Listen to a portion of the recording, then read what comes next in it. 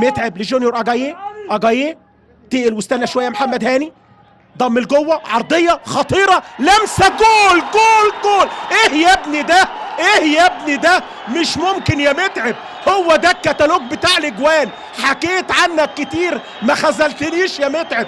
بدماغه يسجل، بودنه يسجل، بصدره يسجل. عماد متعب جول جول جول.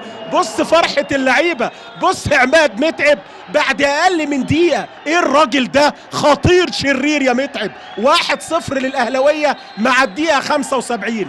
مش ممكن. عماد متعب تعبتنا يا متعب.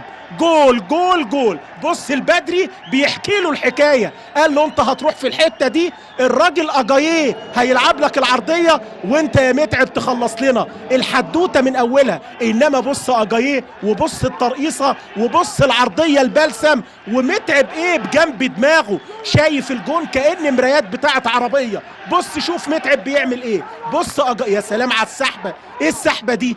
دي سحبة رخص يا ابني. ايه اللي عملها اجاييه دي؟ بص الترقيصة، بص السحبة، بص العرضية، ودماغ متعب دماغ تتلف في حرير، تتحط في المتحف يا ابني. دماغك دي حلوة حلوة حلوة. 1-0 1-0 للنادي الاهلي. المقاولين عمل جيم دفاعي جيد، انما عماد متعب جون في منتهى الجمال والروعة. بص بدماغه في اي حتة، في دماغه دي متبرمجة. رجله في الملعب سعد الدين سمير، وكان الخيار الاول لحسام البدري في مواقف كتيره بجوار حجازي. تتلعب الكره في منتهى الخطوره. مؤمن جول جول جول. يجيب لك الصعب مؤمن زكريا. مؤمن بتاع اجوان، مؤمن مش بتاع هجمات سهله. جول جول جول. خلاص فتحت. هو بيبقى جون يحل لك المشكله. مؤمن زكريا يستغل الخطا الدفاعي ويعمل انفراد ويسبق ابو السعود ويجيب الهدف الثاني.